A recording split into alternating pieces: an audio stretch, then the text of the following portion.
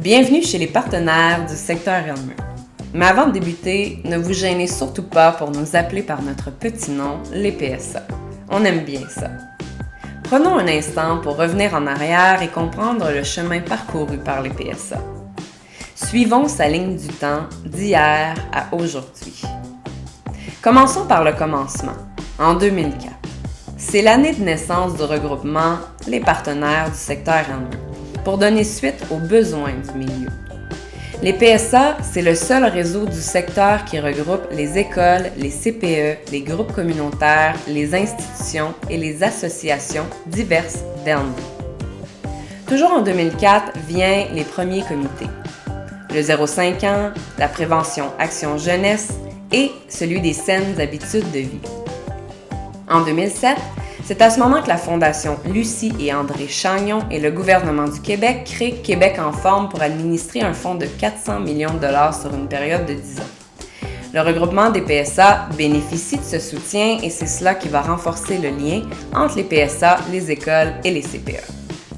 En 2009, toujours la Fondation Lucie et André Chagnon et le ministère de la Famille créent les fonds Avenir d'enfants, un projet d'une durée de 10 ans.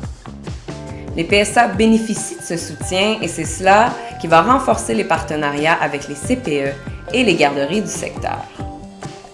On s'en va en 2015 maintenant. C'est à ce moment que le regroupement des PSA s'incorpore. Les partenaires du secteur Elmer deviennent donc une personne morale à but non lucratif. Depuis 2019, ça a beaucoup bougé chez les partenaires du secteur Elmer. Ça a commencé avec l'évolution du comité Saine Alimentation en comité Sécurité alimentaire qu'on connaît aujourd'hui. Ensuite, c'est le moment de la mise en place du comité Tisser des liens qui a pour but de répondre aux besoins des intervenantes servant les populations immigrantes et autochtones. En 2020, on le sait tous, la pandémie frappe au mois de mars et pousse les PSA à mettre en place un comité temporaire Elmer Solidaire pour répondre aux besoins de la communauté face à la crise sanitaire. Juin 2020, c'est la fin du financement d'Avenir d'enfants, le principal bailleur de fonds des PSA. Décembre 2020, c'est la fin des plans stratégiques des PSA de 2017 à 2020. C'est donc l'occasion parfaite pour que le regroupement évolue sa vision et sa mission, parce qu'il y a de plus en plus de membres qui s'impliquent et les besoins de la communauté sont criants. 2021, finalement, c'est la mise en place du comité développement durable, pour mieux intégrer nos projets en environnement et mettre en place de nouveaux partenariats. C'est ce qui met fin à la ligne du temps. Mais après tout, les partenaires du secteur Elmer, c'est quoi la valeur ajoutée?